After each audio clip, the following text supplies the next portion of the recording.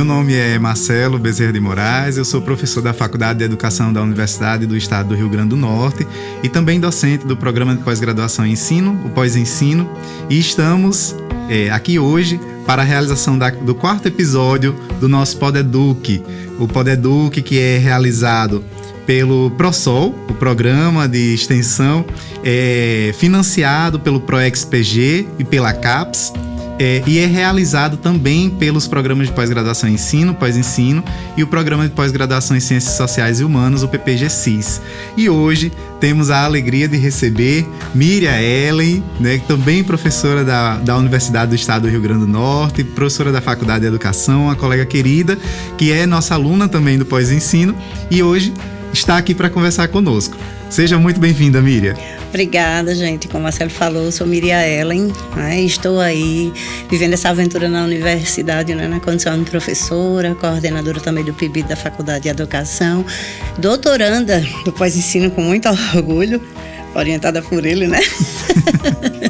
E aí eu quero agradecer ao PodEduc essa oportunidade, né, de a gente viver aqui esse momento, Marcelo, né, tão importante assim para esse processo formativo que a gente vive.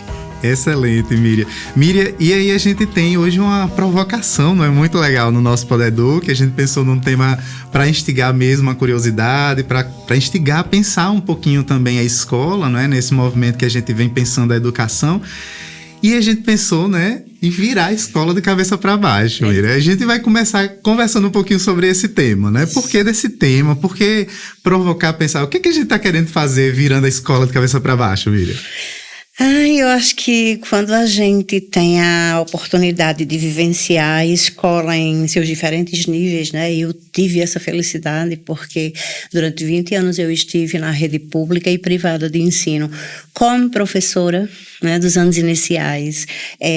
Vivi a experiência de ser supervisora da educação infantil até os anos finais. E também, durante algum tempo também, na gestão da escola, a gente fica pensando hoje, quando eu saí dessa escola e vim aqui para a universidade, essa escola mudou, sabe? Depois que eu saí de lá e estou na universidade contribuindo com esse processo formativo desse pessoal que está aí na graduação em pedagogia, essa escola continua do mesmo jeito, né? Eu que estou professora de estágio, né, por muito tempo, professora de didática, e eu fico nesses movimentos, né, de ir às instituições e olhar assim, o que é que mudou depois que eu saí desse negócio, sabe, Marcelo? E eu acho que a gente ainda continua com a escola que é muito indefinida sobre esse papel, uma escola ainda muito linear, uma escola ainda que tem uma radicalização dos seus processos, da sua própria dinâmica, não é? E eu acho que o momento de virar a escola de cabeça para baixo é agora. Miriam, é muito interessante porque quando a gente olha historicamente, né, você sabe que eu tenho um pezinho ali na história para pensar a educação, quando a gente olha historicamente a situação se agrava ainda mais, né? Porque quando a gente olha que a gente tem um modelo de educação, um modelo de escola, que é em grande medida o mesmo modelo há 100 anos, né, há 200 anos, e a gente pensa que a escola não tem mudado realmente, a gente não tem conseguido mudar efetivamente, né? Obviamente a gente vê mudanças, né, algumas mais positivas, algumas nem tanto, mas em grande medida o modelo, né, a superestrutura, vamos dizer assim, da educação, do que a gente tem como escola, de modelo de escola, segue, né? E aí eu acho que essa é um movimento, né, Miriam? Assim, a gente começar a provocar esse refletir sobre isso, né? Pensar outras dinâmicas, outras possibilidades, outros modelos de escola, né? Outros processos que a gente pode vivenciar. Excelente. E aí, Miriam, nesse sentido, como é que a gente pode pensar assim, por que pensar outras escolas, né? Outros processos de ensino, outros sentidos de educação? E você falando, né, assim, de como a gente precisa mudar a estrutura da escola, e eu gosto de ir lá para a sala de aula, assim, eu gosto de ir para as miudezas da sala de aula. Começa pelo princípio de que a gente tem secularmente a escola arrumada em fileiras, a sala de aula arrumada em fileiras, né? Essas carteiras naquela fila muito indiana, não é? Onde as crianças, elas não trocam olhares, não é? Porque quem está atrás só vê a nuca, né? E quem está na frente só consegue ver o olho do professor, sabe? E isso é muito, assim, agravante, porque É de uma simplicidade tão grande você conseguir fazer um semicírculo, porque o semicírculo na sala de aula não pode ser simplesmente um momento extra, porque a escola tem que ser diferente todo dia, né? E aí eu penso que a necessidade está na grandeza de perceber que a escola tem que amanhecer todos os dias.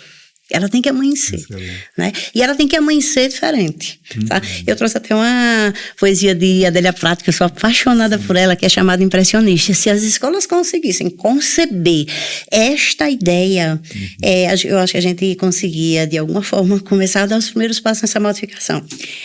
A poesia se chama Impressionista, de Adélia Prado. Ela diz assim: uma ocasião, meu pai pintou a casa toda de alaranjado brilhante. Por muito tempo moramos numa casa, como ele mesmo dizia, constantemente amanhecendo. Ah, que Nossa, lindo. se a escola amanhecesse todo dia, Marcelo, né? Com um jeito diferente de receber as crianças, de pensar que a sala de aula não é simplesmente aquele espaço hermético, com cadeira, lousa, sabe? Que o cajueiro pudesse ser a sala de aula. Eu não tenho nem dúvida que a gente tinha uma escola mais feliz, né? E aí eu acho que a ideia é essa mesmo, gente. E quando você muda o olhar que você tem sobre a escola, consequentemente você muda o olhar que você tem sobre o ensino. Porque um professor que dá uma aula na sala de aula, ele não consegue dar do mesmo jeito embaixo de um cajueiro. Porque na sala de aula, as crianças elas são treinadas para olharem para a frente. No cajueiro, as crianças vão olhar para todos os lados. Então, elas vão ver exatamente o que a Adélia Prado via, isso aqui. Elas vão ver pelas janelas, sabe? A abelha que passa, o caju que cai, certo? A folha seca no chão. Então, eles vão ver as miudezas que dentro da sala de aula a gente não consegue perceber. Sim. O ensino precisa mudar. Sim, né? Excelente, Miriam. E eu estava pensando assim, você me provoca em vários sentidos, né? Fui pensando, lembrando de várias coisas, na verdade, fazendo essas articulações. Por exemplo, lembrei de Manuel de Barros, quando ele fala, né, lá do quintal dele, né, do pequeno quintal dele, que na verdade seria ali o universo, né, de ser ali alguém que percebe essas miudezas. E eu penso que a escola, né, tá muito carente, muitas vezes, desse olhar mais sensível, né, como você coloca, de olhar olho no olho, né, de colocar as crianças para se olharem olho no olho, de colocar os sujeitos para se olharem olho no olho, porque muitas vezes o que a gente tem é, na verdade, um grande processo de desumanização na escola. E aí isso me lembrou também, claro, Rubem Alves, né? E aí eu, olhando aqui esse bonequinho ao seu lado aqui, né? Me lembrou muito aquela denúncia que ele faz, né, em Pinóquio às Avessas, porque quer queira ou não é um livro que diz infantil, entre aspas, né, a criação que ele faz, mas na verdade é uma grande provocação para a gente pensar a escola, né, para a gente pensar esse processo de um sujeito que entra sujeito na escola e que sai boneco, né, então aquele movimento contrário do que acontece com Pinóquio, né, o clássico Pinóquio. Então Pinóquio às Avessas, que é muitas vezes o que a gente faz na escola, né, a gente pega o sujeito e aí vai nesse movimento de escolarização transformando esse sujeito, na verdade, num robô, né, numa reprodução, e aí parece que todos têm a mesma cara, todos fazem a mesma coisa, todos gostam da mesma coisa, todos desejam a mesma coisa, que no fim das contas vai ser o poder, o sucesso, a riqueza, né, e aí ele já naquele livrinho clássico dele, né, ele vai denunciar isso pra gente, né, e aí eu penso isso, né, Miriam, já caminhando inclusive para um outro pensamento que a gente trouxe, né, para provocar a ideia do que a gente pode ver nessa outra escola, né? Quando a gente pensa em virar a escola de cabeça para baixo, o que a gente deseja ver nessa outra escola, nesses outros processos de ensino? Eu vou voltar para aqui, para esse bonequinho. Por sinal, né, a gente tem um em casa. A escola é desse jeito mesmo, que é todo mecanizado, né? Ele só se movimenta aonde você pega, né? E a gente esquece, né, que se a gente for fazer um paradoxo com a criança, a que mais se movimenta é a cabeça. Sabe? E aí, Marcelo, é muito forte, assim, você olhar para trás e dizer assim, qual é o tipo da escola que você merece, Marcelo? Você já pensou nisso? Sabe? Qual é a escola que eu mereço? Sabe? Qual é a escola que eu quero para meu neto? Sabe? A escola que você vai querer para seu filho. E aí a gente fica nesse sofrimento de estar pensando nisso. Por quê? Porque a gente tem ainda uma escola muito limitada em estar discutindo. A gente não quer ser tradicional, a gente quer ser progressista, a gente não quer fazer determinada prática, a gente quer fazer essa daqui, mas a gente não faz. A gente fala do tradicionalismo como se ele fosse aí o grande monstro da educação, não é? E eu fico perguntando assim, você quando critica, você está dizendo que você não quer ser aquilo, né? Então, o que que você faz, o que que você vai ser quando você crescer? Sabe? Então, se eu não quero ser uma professora tradicional, eu quero ser uma professora progressista, eu tenho que ter na minha cabeça a ideia de que existem coisas no sistema tradicional que elas são fundamentais. Eu vou citar uma, por exemplo, a questão do silêncio no ambiente da sala de aula. As pessoas refletem a questão do silêncio na sala de aula como se fosse, assim, uma obrigatoriedade, como se fosse aquele momento que a criança não pudesse falar. Sob a minha ótica, o tradicionalismo ele acertou muito quando pensou na questão do silêncio. E eu vou falar isso, claro que é a partir das minhas vivências, que o silêncio ele é fundamental, porque o silêncio ele é disciplinador no sentido de dizer que não é o que o sujeito fique calado, mas o sujeito ele precisa calar-se para ouvir, sabe? E aí eu penso que às vezes na sala de aula é assim, mas não diz por quê. Por que eu tenho que obedecer isso aqui? A gente vê isso pintado nas paredes da sala de aula, na porta da biblioteca, dentro da biblioteca, né? Como se esse silêncio ele fosse possível. Porque o silêncio é isso aqui, ó. A gente está pensando, eu estou pensando, o que eu vou dizer agora? Você está pensando, o que ela vai dizer depois? Por que ela se calou? Então, um silêncio que é ressonante, né? Sim. E aí eu acho que a gente precisa pensar uma escola mesmo, assim, que seja provocativa. Deixe as crianças ao menos pensar sobre o motivo pelo qual esse silêncio deve existir. Você pede o silêncio, mas você não diz o porquê. Então, acho que a escola que para virar de cabeça para baixo, ela tem que fazer essas coisas. Ela tem que pensar na perspectiva de que esse silêncio não é na condição da sisudez, como o Paulo Freire coloca, certo? Mas é na condição da seriedade. Né? Uma escola que seja séria, mas que seja alegre e que seja sem sisudez, né? São palavras de Paulo Freire, né? Não são nossas. E aí, a gente não tem uma escola assim, tem uma escola extremamente sisuda, sabe? Uma escola que ainda, infelizmente, militarizada, com a fila. Eu lembro que, quando professora de crianças, eu detestava fazer fila. O que eu dizia assim para meus alunos? Eu acabava quebrando algumas regras, assim, levava uns carões, mas funcionava. Eu fazia, sabe o quê? Eu dizia para eles, não precisa ficar na fila, mas eu quero todo mundo perto de mim. Então, eu tinha a noção de quem estava ali. Mas uma professora que faz uma fila, quando ela faz uma curva, ela só vê quem está na frente. Ela não vê quem está atrás. Então, ela não consegue fazer esse controle de jeito nenhum. E isso é extremamente militar, porque quem está lá atrás vai fazer o que quer, do jeito que quer. Por quê? Porque a professora não está vendo, né? Ela não passa segurança a essa criança em relação de dizer assim, que eu estou protegendo, porque é um papel da gente, não é? De protegê-las. E agora, quando você coloca eles todos ao seu redor, é uma sensação de liberdade, mas é uma liberdade que ela é dirigida, certo? Eu não preciso ficar na fila, mas eu preciso estar perto, né? E aí rompe também muito com aquela ideia da... Quem vai pegar na minha mão, Marcelo? Todo mundo quer pegar na mão da professora, do professor, né? E nem todas as vezes tem crianças que durante o ano inteiro não conseguem ter essa conquista, né? Porque geralmente são aqueles que chegam primeiro, aqueles que se destacam, né? E às vezes o professor ou a professora faz isso assim, sem intenção, mas acontece. Né? Pelas situações. Então, acho que é isso. Eu acho que você tem uma discussão muito interessante que é sobre a personalidade autoritária do professor no ambiente da sala de aula, né? E aí eu fiquei pensando que ninguém tem um discurso universal. Sabe? O professor, ele precisa internalizar isso, levar isso para dentro da escola. Nem tudo que ele pensa afeta a todos, né? E eu acho que nesse sentido a escola ela precisa assim, se revirar. Eu espero que as pessoas que estão assistindo a gente, que são professores e professoras, revirem um pouco os pensamentos, né? Nesse sentido, os gestores das escolas, que às vezes acabam também truncando um pouco esses processos, né? Então vamos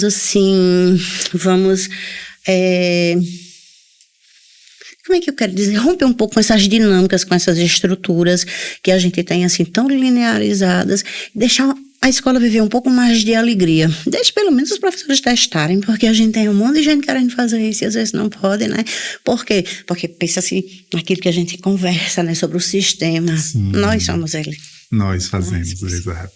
Exato. Miriam, e é muito interessante, né? Quando a gente pensa essas questões de disciplina, de tradicional, é porque a gente vê muito de forma ainda muito dual, Não é? A gente ainda vê muito preto no branco, né? E quando a gente fala dessas coisas, a gente está falando de coisas que são muito sutis, são nuances, né? Há uma diferença, obviamente, muito grande entre disciplinar no sentido de você fazer com que o sujeito lhe obedeça cegamente, né? E aí vem toda aquela discussão que a gente também tem feito, né, na disciplina sobre a ideia de obediência à autoridade, né? Então eu sou a autoridade e você tem que me obedecer, e aí nesse sentido a gente vai formando sujeitos que são inconscientes, né? Que agem porque tem que obedecer à autoridade e ponto, né? E isso é um processo, né? Que aí o Foucault também já discutia sobre esse processo de disciplinarização, sobre esse movimento de formar um sujeito acrítico, né, e que obedece cegamente, e que inclusive vai fazendo esse movimento também de autogestão numa perspectiva de obediência mesmo, obediência cega. O próprio Paulo Freire também já discutiu sobre essa questão da obediência, né, e há uma diferença entre isso e o sujeito obedecer ou o sujeito respeitar o outro, né, porque eu super entendo quando você diz assim, ó, o silêncio ele é importante, o silêncio em determinados momentos ele é importante, e ele é importante para quê? Para que você possa ouvir. Isso. Né? Então eu preciso silenciar em alguns momentos para que eu ouça o outro. Não é um silenciar obrigado porque eu preciso obedecer cegamente o outro, mas porque eu preciso dar o espaço, inclusive, de fala para o outro, né? Então é um movimento muito de respeito mesmo, né? De respeito à humanidade do outro, de respeito à humanidade nesse coletivo, né? Nesse processo de relação, que é um processo que nos atravessa em todos os espaços. E aí a escola, claro, como um reflexo, e não só reflexo, mas também produtora do que é o social, desses processos que a gente vive no social, ela também tem que trazer isso como uma perspectiva, um norte, né? Mas eu acho que o que nos incomoda, né, pensando, o que muitas vezes a gente vê como prática na escola, é exatamente porque a gente não reflete sobre isso e acaba fazendo o que você estava dizendo, né? De colocar o sujeito para obedecer cegamente, né? Sem ter consciência do porquê que ele tem que ficar em silêncio, do porquê que ele tem que ficar de tal forma, ou né, dessa ou daquela forma, porquê que ele tem que fazer uma atividade que para ele não faz o menor sentido, né? Não faz o menor sentido fazer silêncio naquele momento, se o que ele quer é brincar, se o que ele quer... E principalmente quando a gente fala em criança, né? Quando a gente fala em criança, a gente está falando de um sujeito que naturalmente é esse sujeito da espontaneidade, da brincadeira, né? Da loucura, entre aspas, num bom sentido, né? E porque a gente tem um sentido ainda muito pejorativo sobre a loucura, mas, né, desse sujeito que é da criatividade, da espontaneidade. E aí muitas vezes a gente quer ficar modelando esse sujeito, né? Como se ele não tivesse, né, nesse processo de formação, como se ele já não tivesse a sua subjetividade, como se já não fosse um sujeito singular, com suas emoções, enfim, com seus afetos. E a gente vai querendo modular para que ele caiba na nossa caixa, né? Na caixa que a gente montou para ele. É o processo de colonização. É o processo de colonização, né? Que é exatamente disso que a gente está falando, desses processos de colonização, né? E aí quando a gente vai pensando outras escolas, né? Outras possibilidades mesmo de aprendizagem e tudo, a gente já está falando aqui um pouquinho da questão da criatividade, mas como é que a criatividade, Mirella, pode fazer parte também desse processo? Assim, qual a importância, na verdade, né? Vamos pensar nesse sentido. Qual a importância da criatividade para a gente pensar outras possibilidades? Ai, meu Deus do céu, eu que sou apaixonada pelas mãos, né? Eu sou apaixonada pelas mãos porque eu acho que tem uma das grandes sabedorias dessa divindade cósmica que para algumas pessoas, né, Deus, para outras tem outras nomenclaturas aí, outros sentimentos, mas eu penso que o Deus que eu acredito, ele foi muito sábio quando ele criou as mãos para responder o cérebro, né? Porque eu penso a criatividade nesse sentido, né? É uma forma que eu tenho, assim, de produzir as diversas linguagens, sabe, Marcelo? De produzir no sentido de dizer assim, eu posso construir alguma coisa. A irmã da gente falando aqui, o tempo todo a gente nessa costura. Eu acho que sem criatividade, um professor, ele não cresce, sabe? E a criatividade, ela precisa ser pensada como um processo que tem que estar, assim, em constante efervescência no sujeito que se quer professor, sabe por quê? Porque é assim, você vai planejar para pessoas que você não conhece, porque essas pessoas não moram com você, seus alunos, eles não moram com você. O que você conhece dos seus alunos são ideias que você vai construindo a partir do primeiro dia, naquelas 4 horinhas que você está com ele, das coisas que os pais vêm contar, porque ainda tem mais essa coisa de sabinaridade, né? Dessa coisa adulto-criança. A criança é aquilo que o adulto conta, não é verdade? E aí, às vezes, por mais que as crianças elas mostrem outros perfis, mas a gente também, por sermos adultos, né, por estarmos ali naquela liderança, a gente tem uma tendência muito forte a acreditar no que o pai, no que a mãe vem e conta. Então, assim, eu digo muito aos alunos lá na universidade que quando eu vou planejar uma aula, quando eu termino de organizar minha aula, eu olho para meu papel e digo assim, essa aula aqui, eu ia gostar de assistir? Sabe? Porque eu acho que a sala de aula, o processo de criatividade tem que ser isso, tem que ser bom para mim e tem que ser bom para meus alunos, né? Às vezes eles nem gostam muito, é normal que aconteça, né? Talvez as coisas às vezes não fluem, porque quem dá o tom à sala de aula é o aluno. Mas sem o processo criador, o professor não consegue progredir, porque ele fica fadado a fazer sempre as mesmas coisas. Se a gente olhar a escola como um todo, né, no ambiente da sala de aula, ela é toda linear, é assim, chega e faz a acolhida, mas é do mesmo jeito, bom dia, boa tarde, sabe? Dificilmente você encontra uma acolhida que não seja assim. Eu penso quando os alunos vão fazer os planejamentos, mas a acolhida é como? Você vai acolher como? Vai receber brincando, vai receber com a música, aí depois faz uma oração, que é outro problema, né? Que a gente tem na escola, né? Que a gente tem aí uma diversidade religiosa enorme, mas é sempre, geralmente, muito focado para alguma religião. Aí depois começam as atividades, aí começam a atividade, aí depois o lanche, aí depois o intervalo, aí depois... Nossa, por que não pode ser o contrário, hein? Por que não pode ser, a aula não pode ser virada de cabeça para baixo?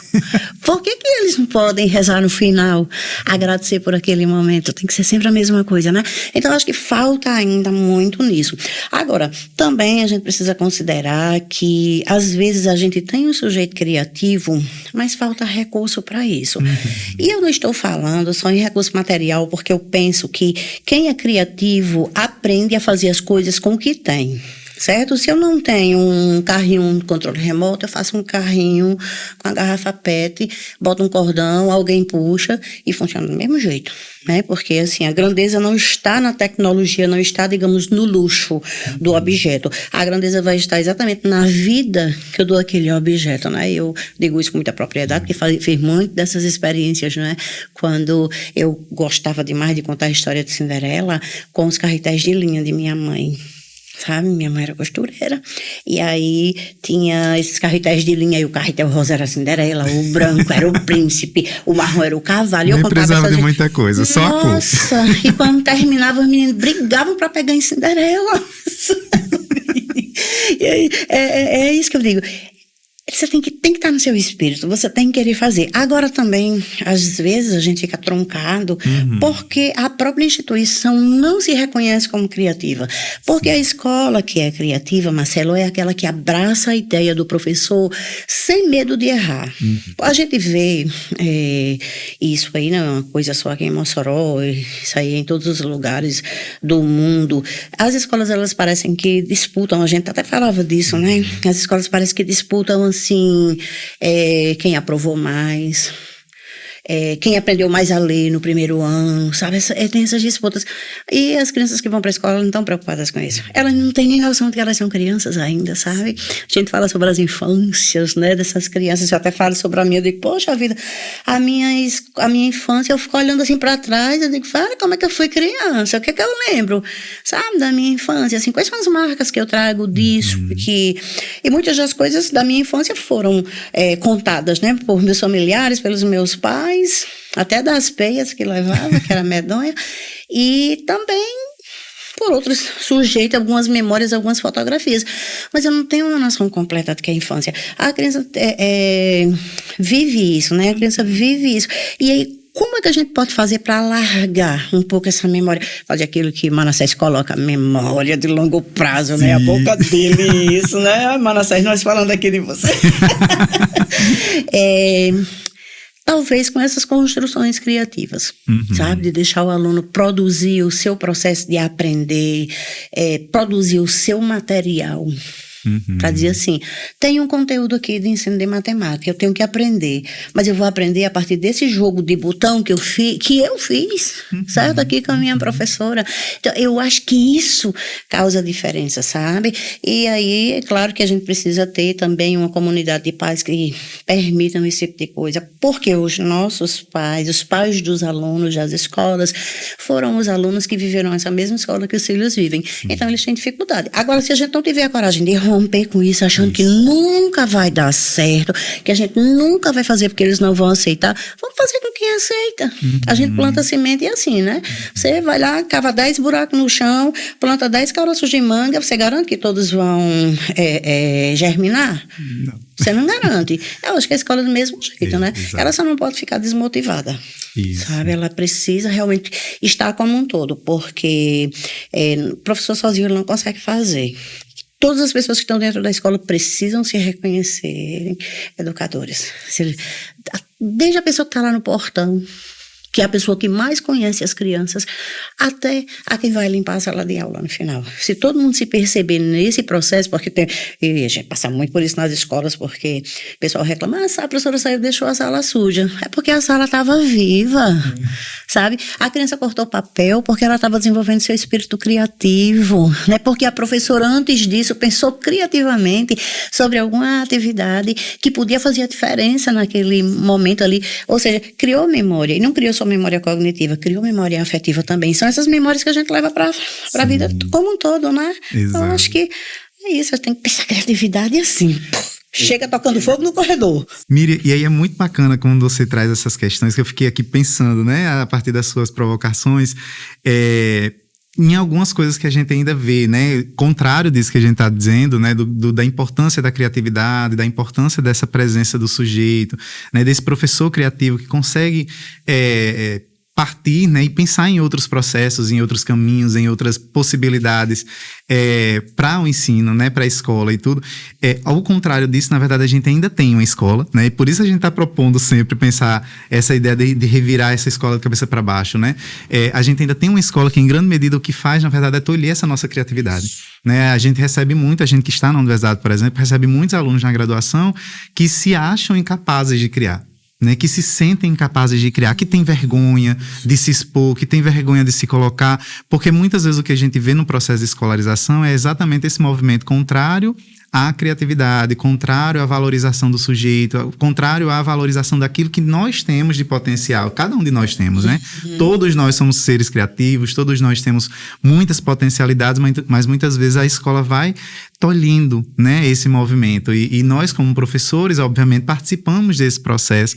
Quando a gente, né, ignora o que um aluno produziu, ou quando a gente diz que ficou ruim, apaga e faça novamente, ou só risca, pega outra folha, porque isso aí está muito... Né? E aí a gente vai fazendo esse movimento de tolher a criatividade, de tolher a autoestima. Né? O próprio Paulo Freire já falava desse movimento também, né? Em que a gente vai tirando a autoestima do sujeito, a gente vai tolhendo esse movimento, e esse sujeito vai se sentindo um ser menor, né? Ele vai se sentindo um ser incapaz, e aí a gente pode pensar também nessas várias violências que acabam acontecendo também no espaço escolar, né? Quando a gente não vê o sujeito, quando a gente não percebe aquilo que ele tem de potencial, que ele tem de bom, que ele pode oferecer, né? E aí a criatividade, eu penso que é pensar criatividade, pensar a valorização do sujeito, pensar a humanização desses espaços, né? Pensar um outro movimento que nos possibilite olhar o olho no olho, como a gente já tinha colocado em outro momento. Não, o olho no olho, para sentir esse sujeito, para perceber os potenciais e não o que falta, porque muitas vezes a gente na escola olha o que falta, porque o menino não sabe matemática, porque o menino não sabe português, porque ele não sabe isso, não sabe. Mas o que é que ele sabe? Né? A gente só aponta o que é que ele não sabe e o que é que ele sabe. Né? Muitas vezes a gente tem alunos, crianças ali, sujeitos, né, adolescentes que são potenciais, né, comunicadores, que são potenciais articuladores, que são potenciais, enfim, uma série de possibilidades que a gente vai tirando isso dele, porque a gente diz, você não sabe matemática. Isso. Né? Você foi um zero em matemática. né? Você foi um 0 em português, você foi um 0 nisso, você foi um 0 naquilo, e aí o sujeito vai desacreditando de si, né? E aí a gente precisa pensar numa escola que valorize o que é potencial, né? Claro, que impulsione aquilo que pode ser potenciado ainda, pode ser impulsionado, mas que valorize aquilo que já tem de potencial, que já é um potencial no sujeito, né? Muitas vezes a gente esquece disso. A gente esquece de olhar para o sujeito como um sujeito com muitos potenciais e com muitas possibilidades. E aí, nesse sentido, Miriam, eu vou lhe provocar já então em outro... Antes de você me provocar, deixa eu dizer uma coisa. Marcelo, você tem toda a razão quando você faz isso, você fala isso nessa questão dessa desumanização. Porque a gente, voltando a essa ideia do espaço da criatividade, né, no ambiente da sala de aula, você pode observar que geralmente o desenho, ele é um tapa-buraco, certo? E aí eu vou contar uma experiência bem assim, que me marcou. Tenho 2 experiências que me marcaram muito na escola, não vou contar essa agora, a outra, se der certo, eu conto depois. Em uma segunda-feira, eu já tinha pedido demissão de uma escola que eu trabalhava aqui em Mossoró. Só que eu precisei acompanhar algumas pessoas que possivelmente poderiam me substituir. Em uma dessas vivências com uma estagiária, ela fez o planejamento da atividade, mas não coube dentro do dia, certo? Sobrou espaço, sobrou muito tempo. E ela, se achando muito criativa, eu penso, disse assim, vamos desenhar, todo mundo desenha como foi o final de semana de vocês. E eu sentada do lado dela, e aí as crianças desenhavam e vinham com o papel, e ela colocava lá o C de certo. Para as tantas, chegou uma criança, mostra o desenho para ela, aí ela coloca o C de certo. Ele disse, tia, você viu o meu desenho? Aí ela disse, vi, tá lindo. Aí a criança parou, olhou assim e disse... É o enterro do meu avô. Nossa. Eu fiquei em choque. O que dizer? Ela olhou para mim, na minha cabeça, ela assim, resolva, você não é criativa? Sabe, Marcelo? Porque isso é desumanizador. Um desenho de uma criança não fala por si, certo? Quer dizer, você utilizar o desenho como essa atividade assim que pode substituir qualquer outra sem você ter um objetivo para aquilo é muito perigoso. Isso é muito forte nas escolas. Aí vocês, professores, vocês prestem atenção nisso, viu? Tenham cuidado com os desenhos que vocês avaliam como tá lindo, né? Porque nem sempre tá lindo, porque é muito dolorido para a criança, certo? E aí, é nesse sentido, como a gente ainda tem uma escola que é desumanizada, parece que a gente que tá lá na sala de aula, e o aluno veio e mostrou aquilo, pronto, dizer para ele que tá lindo, tá ótimo, ele não fala. Não, e a história que tá por trás daquilo ali, certo? Antes de você... Nem pra perguntar, pois é, sabe? Mas de nenhuma das crianças. Então isso, assim, é uma coisa que eu trago para mim, quando alguém me mostra um desenho, eu quero saber. Claro que eu vou fazer a minha leitura, né? Porque eu tenho aquela concepção, né, que leitura não é só a palavra, né? Leitura é o sentido. Então a imagem em si, ela me permite ler, mas eu quero primeiro ouvir, certo? Eu quero ouvir para eu poder saber o que foi que ela desenhou e dali eu tirar, né, as minhas reflexões, né, fazer as minhas considerações. Mas é muito arriscado, né? Então, assim, criatividade não é só usar a arte de desenhar para substituir alguma coisa, não. A criatividade está em você sugerir o desenho com o objetivo, mas deixar que essa atividade ela tenha uma certa vibração no ambiente da sala de aula. Senão, você corre o risco de botar tá lindo no enterro do avô de uma criança. Sim, e isso é muito interessante, porque muitas vezes a gente não traz esse sujeito para a sala, né, Miriam? Isso que você está colocando. Por mais que eu tenha pedido uma atividade, né, um desenho do fim de semana, que é, obviamente, sobre o sujeito, sobre a vida dele, inclusive nem me cabe avaliar esse desenho, porque é dele, né? É sobre ele, é da vida dele. E aí eu não trago esse sujeito, né? Pra me falar sobre o que é aquilo, né? O que foi esse fim de semana, né? O que atravessou, por exemplo, essa criança. Na verdade, ela nem olhou. Né? Nem olhou, pois é. Né? Essa criança que tinha atravessado ali um processo, estava provavelmente passando por um processo de luto, e aí eu simplesmente ignoro isso, né? Não, tá lindo. Tá aí. Né? Eu coloco ali uma tarja, né? Isso quando não é pior, obviamente a gente sabe que existem colegas, professores que iriam olhar e dizer que faça de novo, né? Faça de novo. Quando não é muito pior, né? E aí, enfim, a gente esquece completamente esse movimento. Nesse sentido, Miriam, aí eu trago então a outra provocação, porque ainda cabe, né, na nossa conversa, que é pensar qual é o papel do professor nesse processo, né? A gente já vem falando um pouquinho sobre isso, mas como é que o professor ele pode participar de um processo de revirar a escola, né? De repensar a escola? Olha, eu que sou professora e adoro esse negócio que eu faço, eu gosto muito dessa expressão de que o professor ele tem que chegar tocando fogo no corredor da escola. Ele tem que chegar dizendo, eu sou professora. Eu faço isso, eu gosto disso. Eu sou professora. Eu fico para não viver quando eu chego em algum ambiente que eu olho assim para a professora e ela acabou de chegar e ela já tá com vontade de ir embora, Marcelo. Nossa, meu Deus, como é que pode, sabe? A gente tem que entender assim. Marcelo, você já pensou como é que nasce um professor? Não é numa quinta-feira à tarde às 2 horas. Não é. Ele já dizia. Né? É quando ele olha assim e diz assim, meu Deus do céu, isso aqui é uma sala de aula e o que eu vou fazer agora? Sabe? E o que eu planejei, se eu não sei nem quem é esse povo que tá aqui, sabe? E eu vou saber fazer isso aqui, sabe? Acho que o professor nasce quando ele começa a fazer o que a gente quer que a escola faça, viver de cabeça para baixo. E no caso, o professor, ele tem que mergulhar em si, sabe? E assim, tentar se reconhecer como aquele sujeito que não pode ter a personalidade autoritária, porque ele não sabe mais que ninguém, que ele não ensina tudo, porque ele não sabe de tudo, e tampouco a todos, porque nem todo mundo, todos os dias, está com vontade de aprender aquilo que você está querendo mediar. Né? Então, eu acho que o professor, ele precisa primeiro se reconhecer como sujeito, como gente. Eu digo logo assim, olha, eu sou gente igual a vocês. Não me perturbe dia de sábado, dia de domingo, que eu gosto de tomar cerveja, gente, também, né? Eu também tenho uma vida fora disso aqui, né? Mas sempre com respeito às condições dos nossos alunos, sabe? Sempre pensando assim, ele veio aqui porque de alguma forma eu tenho alguma coisa para doar para ele. Porque as pessoas pensam muito na nossa profissão como vocação. Não tem vocação nenhuma. Não tem, certo? Mas eu acho que existe sim um pouco de nossa doação, né, Marcelo? Porque senão eu acho que a gente, assim, não fazia sentido ir para a sala de aula se você não tivesse a intenção de doar aquilo que falta para o aluno. Se não vê sentido naquilo, não faz sentido coisa. Se a gente não vê sentido. Exatamente, né? Então, acho que o professor, ele nasce desse abraço ao ambiente da sala de aula, certo? Uma coisa que o professor precisa fazer, e Freire fala isso, né, contando um exemplo lá, a pedagogia da autonomia.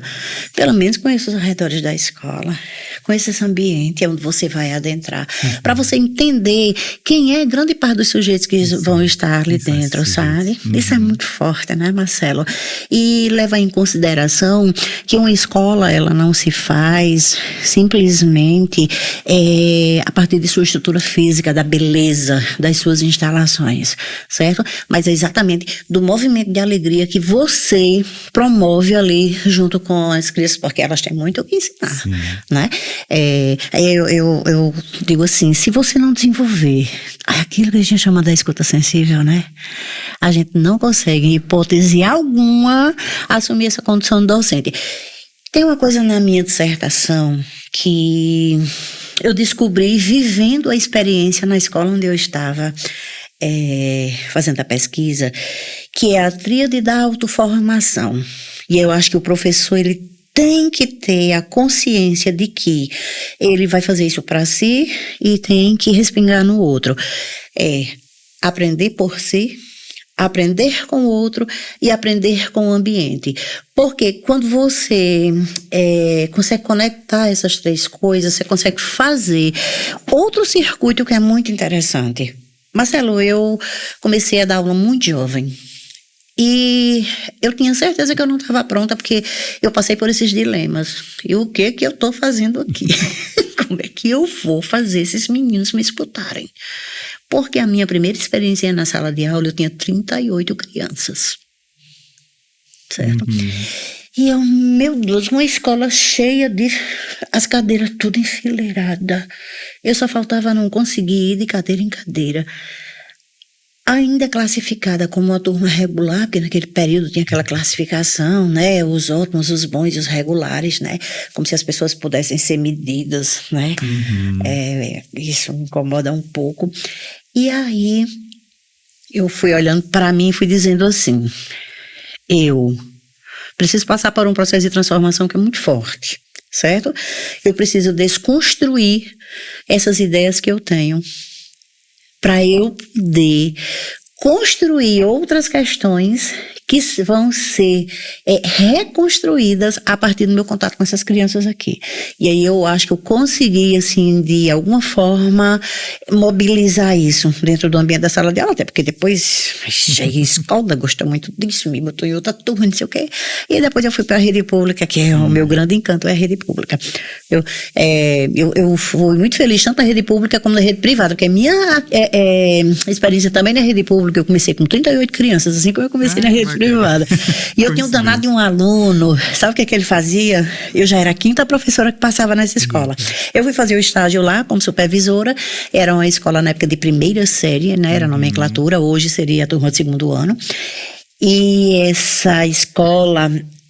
a última professora que tinha passado por lá tinha sofrido uma perturbação mental e tiraram. E eu, com muita pena dessa situação, disse, gente, deixa eu assumir essa sala de aula, enquanto não chega alguém, você fica, eu fico, mas já não tem como lhe pagar, eu digo, mas eu venho.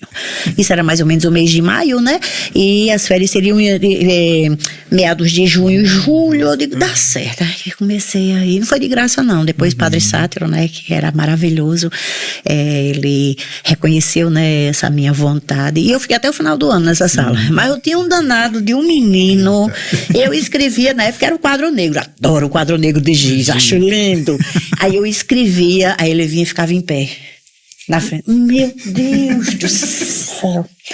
Aí as crianças, tia, eu não tô vendo, e já naquele sofrimento todinho, né, de ser a 5ª professora, aí eu baixinha, né, eu levei um tamborete.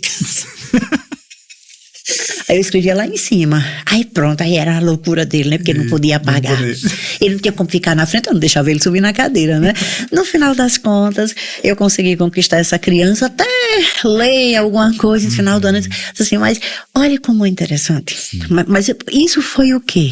Fui eu que me desconstruí. Fui eu que olhei pra mim e disse assim, aqui eu sou autoridade, não posso ser autoritária.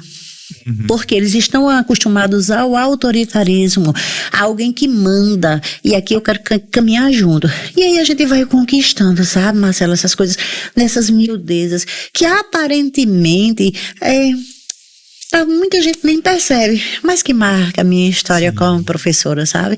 Que diz muito do que eu sou hoje, né? Porque eu digo, eu tenho 35 anos na educação, mas eu sei quase nada ainda. Por isso que eu fui fazer o doutorado. Tô aí tentando, né? Miriam, muito legal, porque você você na sua construção, né, muito bacana, mas você teve um momento que você disse assim, que você não se sentia preparado. E aí você finaliza retomando dizendo assim, a gente nunca está pronto, né? E eu acho isso muito legal, a gente perceber, né? Nós nos percebermos, né? Nós professores nos percebermos como esses seres inacabados, né? Paulo Freire já falava disso, tantos outros pesquisadores, né, pensadores já falavam sobre essa ideia do inacabamento que o educador né, que ele vivencia. E eu sempre digo muito aos nossos alunos, né, lá na graduação, quando eles passam pela disciplina que eu ministro, que eu sempre digo a eles, olha, no dia que vocês entrarem na sala de aula e vocês acharem que vocês já estão prontos, que vocês já sabem o que fazer, que vocês já sabem como conduzir a turma, liga um sinal de alerta, né, de vermelho, porque tem alguma coisa errada, né, porque no dia que a gente acha muito certo é porque a gente já se enrijeceu. Exatamente. Né, a gente já se fechou pro processo, a gente já se colocou como um sujeito do suposto saber. Né, que é uma posição muito perigosa para nós pensadores, educadores, porque aí a gente vai fazer o que nós achamos que é certo, né, sem considerar o que é a necessidade do outro, sem considerar quem é esse outro, sem considerar o que a gente precisa fazer nesse movimento junto a esse outro, como você coloca, né, junto a ele, né, não é para ele. A gente não está ali educando para o sujeito, a gente está educando com o sujeito, porque também nós aprendemos, como você também colocou, né?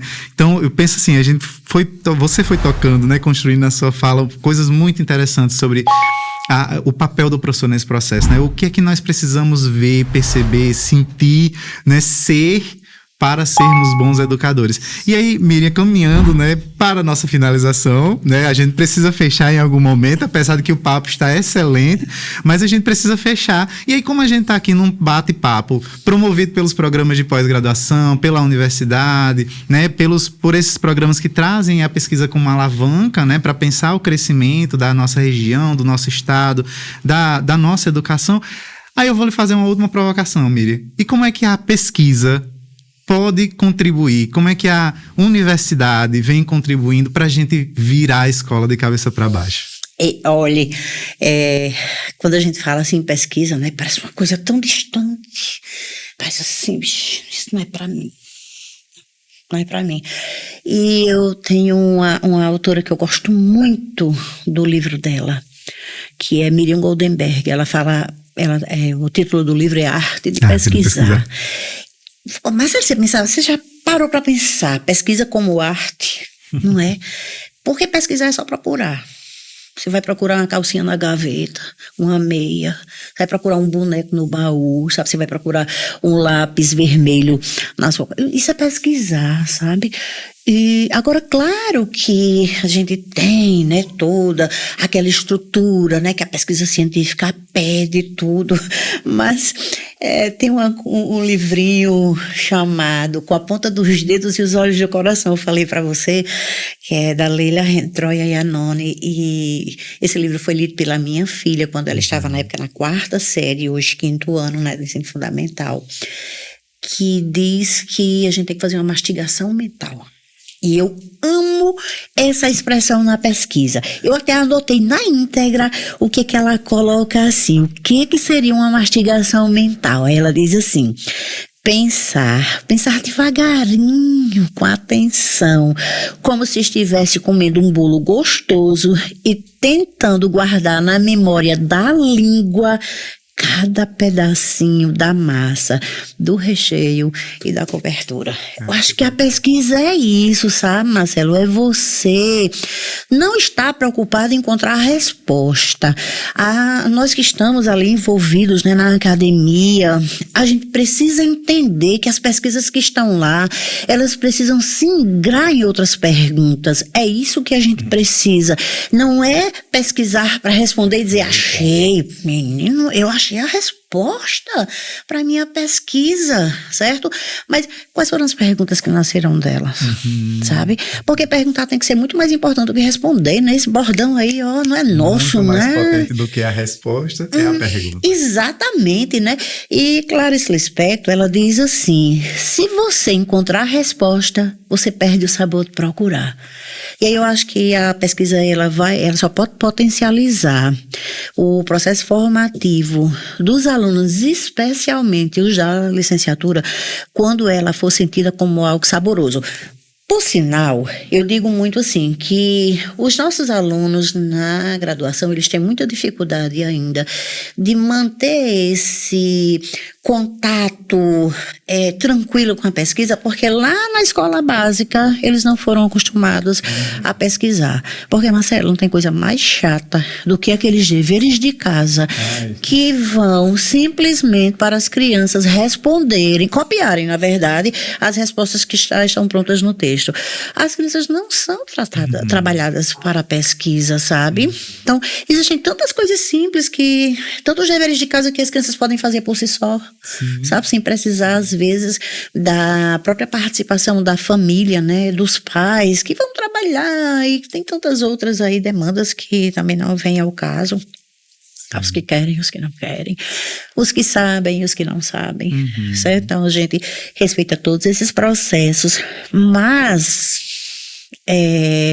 a pesquisa é para isso. Aquilo que a gente não consegue ver, Marcelo, a gente inventa, né? A gente inventa. E a gente precisa ser esse sujeito que inventa. Agora, não é inventar por inventar, mas é inventar com um crivo, inventar com um argumento. Então, eu acho que a pesquisa, ela soma, certo? Lá na universidade, ela soma para virar a escola de cabeça para baixo, quando ela é pensada assim, com essa leveza que ela tem, certo? Sem ser aquela coisa da obrigação, como se fosse a pesquisa, como se fosse o bicho papão, certo? Minha gente, fez uma pergunta que você quer responder e vai buscar pelo menos aproximação para isso, não precisa responder tudo não, você não vai conseguir, até porque eu vou escrever minha tese, outro vai ler, é dele o texto. Então, eu não tenho nem dúvida de que tudo que eu for escrever lá, que o outro for ler, ele vai encontrar um monte de coisa que eu deixei lá, a lacuna, certo? Sem responder. Porque a leitura é isso. E aí eu penso que uma das grandes sacadas da gente hoje é envolver a literatura em tudo que a gente vai fazer. Se a gente não permitir que os sujeitos tenham acesso à literatura desde criança, a gente não vai conseguir ter um sujeito pesquisador no futuro. E eu penso também que a escola ela ainda não consegue lidar muito bem com isso, porque as crianças não escolhem o que ela quer ler, o que elas querem ler. As crianças, elas leem aquilo que é escolhido pelo adulto, pela professora, pelos pais, que elas são obrigadas a ler. Eu até digo assim, meu Deus do céu, quando eu olho para trás, quando eu penso nisso, eu digo assim, eu estudei numa escola privada aqui em Mossoró, e a escola mandou a gente ler, olhar, e os lírios do campo. A única coisa que eu me lembro é da capa do livro e o autor. Eu não sei nada da história. E nunca mais eu voltei a essa história. Porque eu criei um certo ranço. Porque eu queria ler Menino de Engenho, sabe? O menino lá que morava na fazenda e tudo mais. Porque eu tinha interesse por isso. Que se deparou com um formigueiro. Nem sei, nem me lembro bem assim, se é essa história. Mas eu queria ler isso, sabe, Marcela? Mas eu fui ler, olhar e li o campo. Eu lembro. Minha mãe comprou esse livro, acho que foi num sebo na época. Ele era pequenininho, assim, dessa altura. Ele era bem miudinho. Que inferno, gente. O contato com esse livro. E eu sei que ele tem uma história linda, mas eu nunca consegui voltar a ele. Porque então, foi marcada negativamente. Marcada negativamente. E a gente precisa, porque assim, a única coisa que encaminha o sujeito ao encontro consigo mesmo é a literatura, certo? E eu tô falando da literatura aqui, não é simplesmente para ele ler a palavra que está posta lá dentro, mas ele lê a capa. Sabe? É ele ler como o texto foi estruturado, certo? É ele conseguir, assim, dizer assim, vixe, isso aqui eu também já vivi. Valha, o autor escreveu aquilo, né? Que a gente, se perceber na história. Então, isso é o desenvolvimento da consciência crítica do sujeito, né? Você conseguir se encontrar dentro de alguém que não lhe conhecia e escreveu, mas se encontrou um fragmento ali, sabe?